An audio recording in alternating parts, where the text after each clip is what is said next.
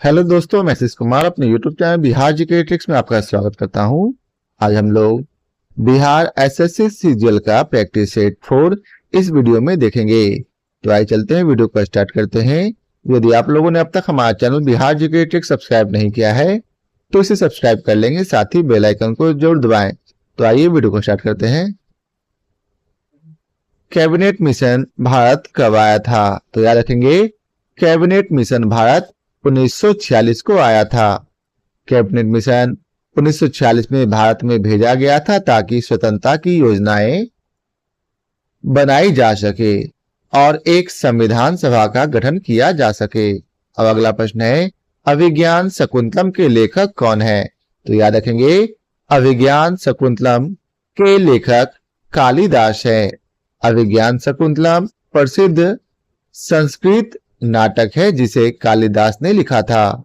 अब अगला प्रश्न है कि पृथ्वी सूर्य के चारों ओर किस पथ में घूमती है?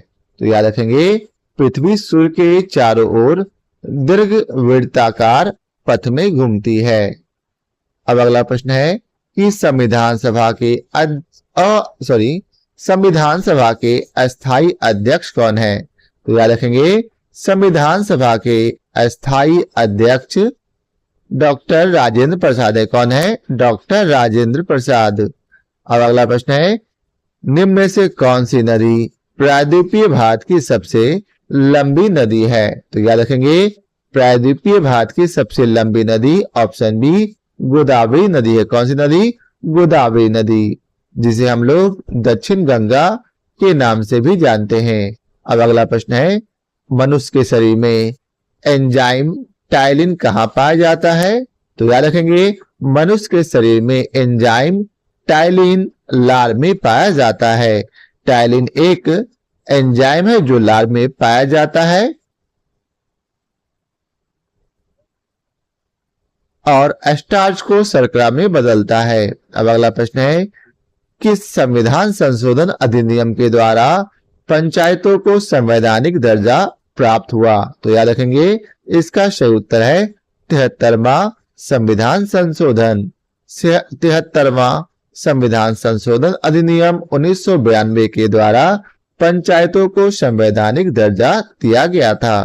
तो अगला प्रश्न है, धोबी घाट फिल्म के निर्देशक कौन है? तो याद रखेंगे, धोबी घाट फिल्म के निर्देशक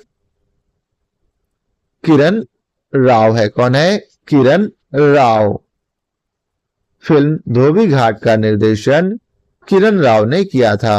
अब अगला प्रश्न है कि भारतीय राष्ट्रीय कांग्रेस की स्थापना किस वर्ष हुई थी? तो याद रखेंगे, भारतीय राष्ट्रीय कांग्रेस की स्थापना 1885 ईस्वी में हुई थी A.O. ह्यूम के द्वारा। अब अगला प्रश्न है कि परमाणु में न्यूट्रॉन की खोज किसने की थी?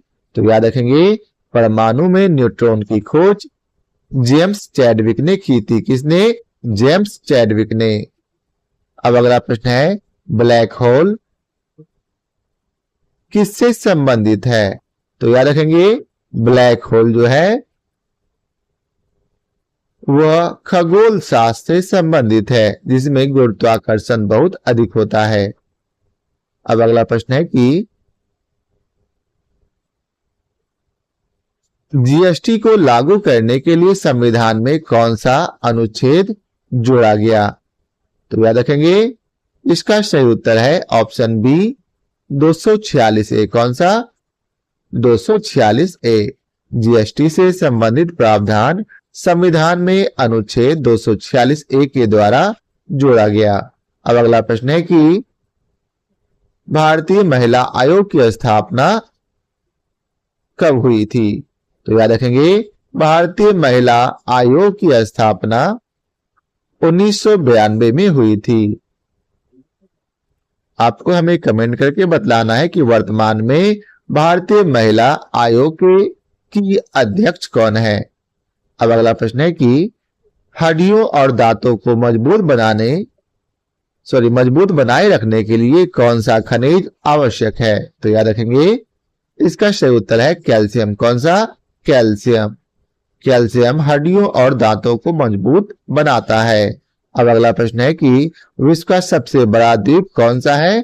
तो याद रखेंगे विश्व का सबसे बड़ा द्वीप ग्रीनलैंड है। कौन सा? ग्रीनलैंड। अब अगला प्रश्न है थार मरुस्थल किस राज्य में स्थित है? तो याद रखेंगे थार मरुस्थल राजस्थान में स्थित है। कहाँ?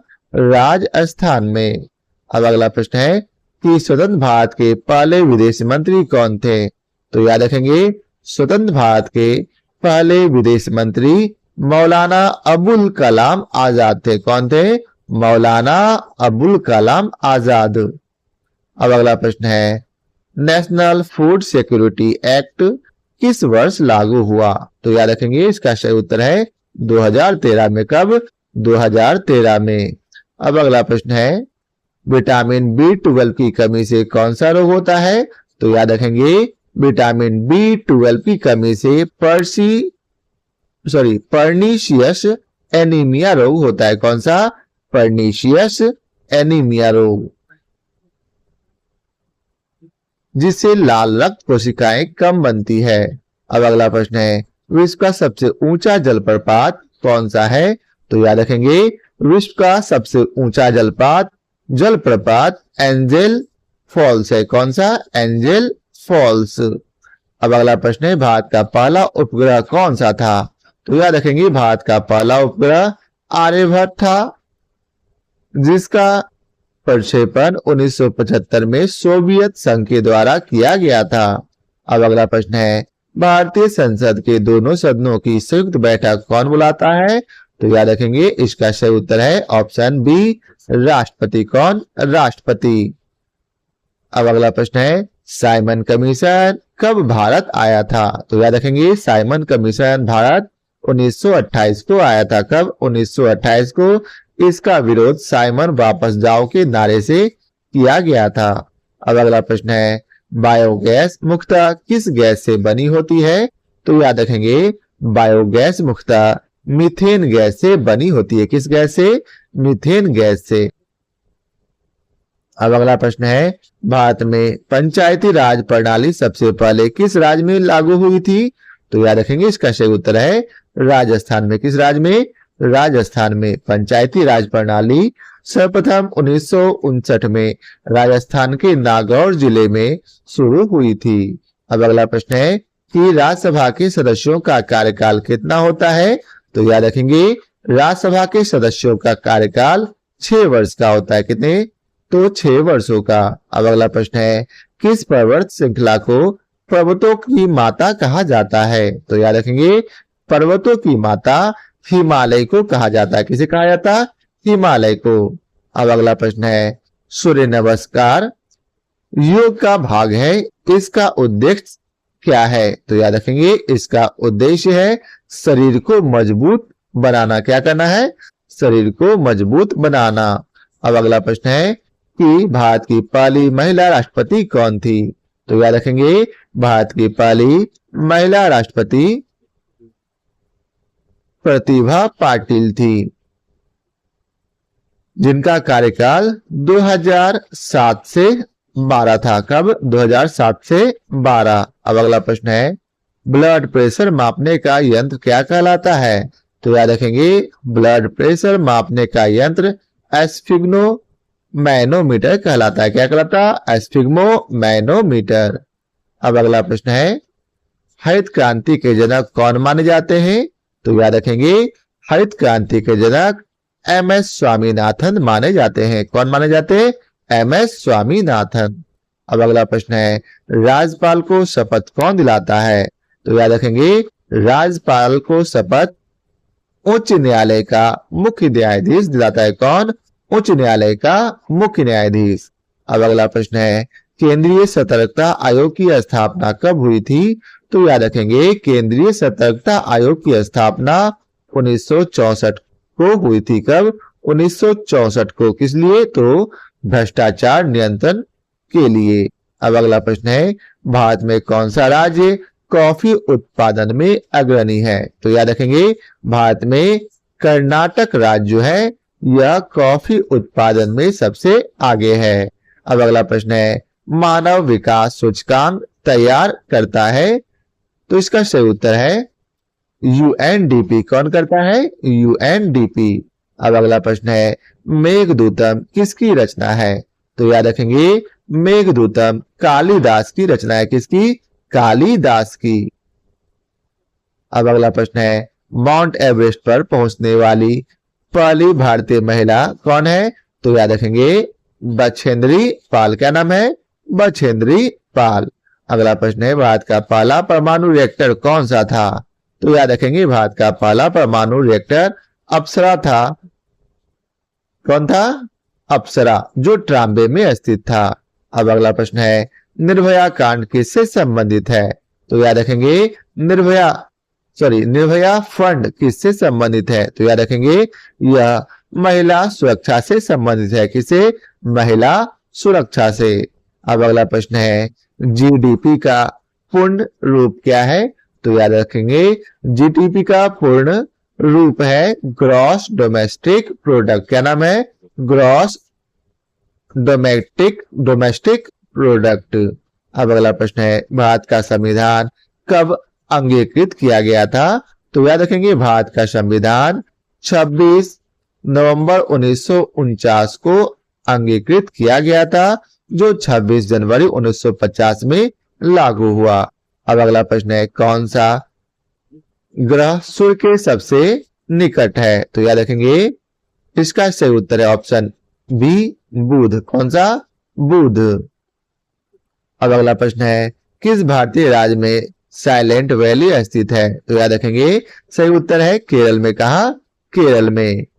अब अगला प्रश्न है भारत के पहले अटॉर्नी जनरल कौन थे? तो याद रखेंगे भारत के पहले अटॉर्नी जनरल एमसी सेतलवाड थे। कौन थे? एमसी सेतलवाड। अगला प्रश्न है राष्ट्रीय प्रतीक 4 सिंहों वाला स्तंभ कहां से लिया गया है? तो याद रखेंगे इसका सही उत्तर है सारनाथ से। कहां से? सारनाथ से, जो सम्राट अशोक ने बनवाया था। अब अगला प्रश्न है प्रसिद्ध चिपको आंदोलन किससे जुड़ा है? तो याद रखेंगे प्रसिद्ध चिपको आंदोलन पर्यावरण संरक्षण से जुड़ा है। किसे? पर्यावरण संरक्षण से। चिपको आंदोलन वृक्षों की कटाई को रोकने के लिए उत्तराखंड में शुरू किया गया था। अब अगला प्रश्न है शाहीन बाग आंदोलन किससे जुड़ा है? तो याद रखेंगे शाहीन बाग आंदोलन जो है यह नागरिकता कानून अर्थात सीएए से जुड़ा है। किसे? तो सीएए से। अब अगला प्रश्न है भारतीय संविधान में कितनी भाषाओं को मान्यता प्राप्त है? तो याद रखेंगे भारतीय संविधान में कुल 22 भाषाओं को मान्यता प्राप्त है। अब अगला प्रश्न है किस अधिनियम के द्वारा ब्रिटिश संसद ने ईस्ट इंडिया कंपनी का शासन अपने हाथ में लिया? तो याद रखेंगे इसका सही उत्तर option C government of India act 1858। अब अगला प्रश्न है संसद में वित्त विधेयक कौन पेश करता है? तो याद रखेंगे संसद में वित्त विधेयक वित्त मंत्री पेश करता है। तो यह था आज के वीडियो का आखिरी प्रश्न। आशा करता हूं आप लोगों को हमारा यह वीडियो पसंद आया हो। यदि आप लोगों को हमारा यह वीडियो पसंद आया हो तो लाइक और शेयर जरूर करें। फिर मिलते हैं नए टॉपिक के साथ, नए प्रैक्टिस सेट के साथ। आज के लिए बहुत बहुत धन्यवाद।